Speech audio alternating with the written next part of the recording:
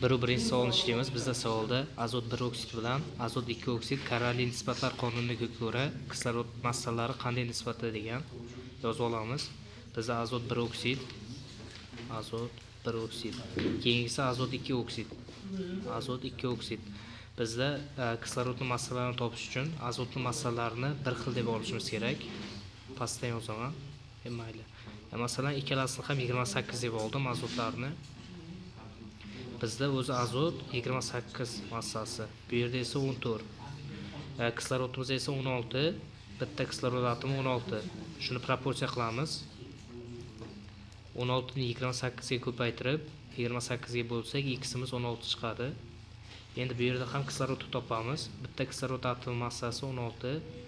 Endi buni ham proporsiya qilsak, x'imizning qiymati shunda 16 ni 28 ga ko'paytirib 14 ga bo'lsak 32 bo'ladi.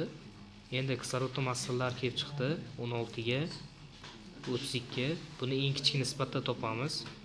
Buni 1 qilib x qilib proporsiya qilsak, 32 ni 1 ga ko'paytirib 16 ga bo'lsak, x'imiz 2 chiqadi. Shunda 1 ga 2 nisbatda bo'lgan.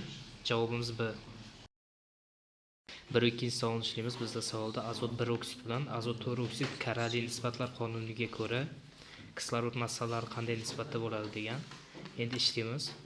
Azot 1 oksid bilan azot 4 oksid. Endi Karali nisbatlar degani kislorodni so'ragan uchun azotlarni massalarini bir xil deb olaman. Pastdan yozaman. Azot birinchisi azot 1 oksid 28 deb oldim. Azot 4 oksid. Buni ham 28 deb oldim.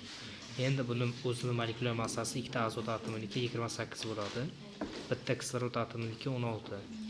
Shu x'ni topsak, proporsiya qilsak 16 bo'ladi. Ya'ni 28 ni 16 ga ko'paytirib 28 ga bo'ldim.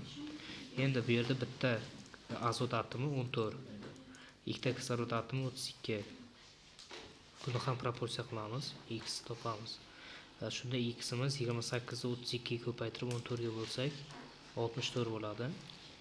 Shunda 16 ga 64. Buni eng kichik nisbatda topamiz. 1 qilib x'ni topsak 64 ni 1 ga ko'paytirib 16 ga bo'lsak 4 bo'ladi. Shunda 1 ga 4 nisbatda bo'ladi. Javobimiz D. 2-birinchi savolni ishlaymiz. Bizda savolda Karali nisbatlar qonuniga ko'ra metan va etan tarkibidagi vodorod atomlari soni qanday nisbatda bo'ladi degan. Yozib olamiz. Metan bilan CH4, keyingisi etan C2H6. Endi bizda Karali nisbat degan uchun bizda vodorodni so'ragan uchun vodorodni ikkalasini ham x deb olamiz. Uglerodlarni esa Karali degan uchun ikkalasini ham massasini bir xil deb olamiz. Masalan, ikkalasini ham men 24 deb oldim. 24.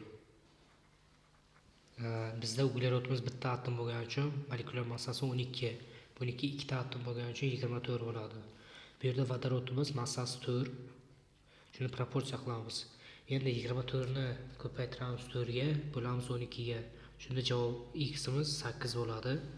Endi bunda ham vodorodning massasi 6. X'ni topamiz. 24 ni 6 ga ko'paytirib 24 ga bo'lib olsak, x'imiz teng 6 bo'ladi. Shunda bizda massa nisbati 8 ga 6 chiqdi. 8 ga 6. Bizda endi buni ikkalasini ham 2 ga qisqartirib olamiz. 2 ga qisqartirib olsak, eng kichkina nisbatda topamiz, ya'ni. Shunda 4 ga bunisi 3 bo'ladi. Shunda javobimiz D bo'lgan.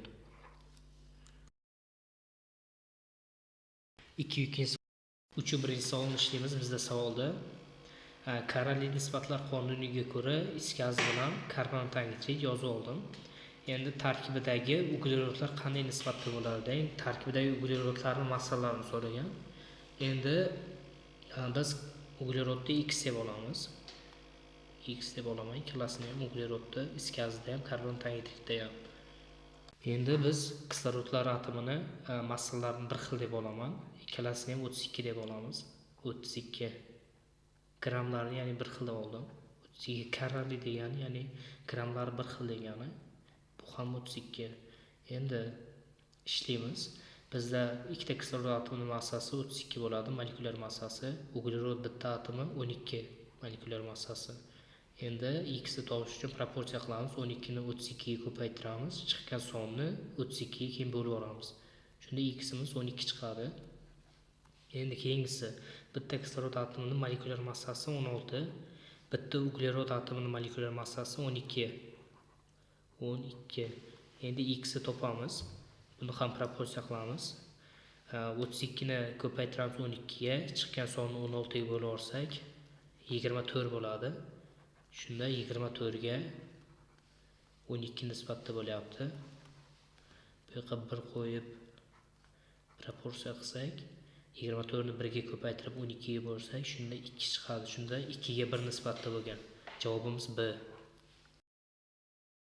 3-2 Misol ishlaymiz, siyanid kislota, demak 3-2 savolni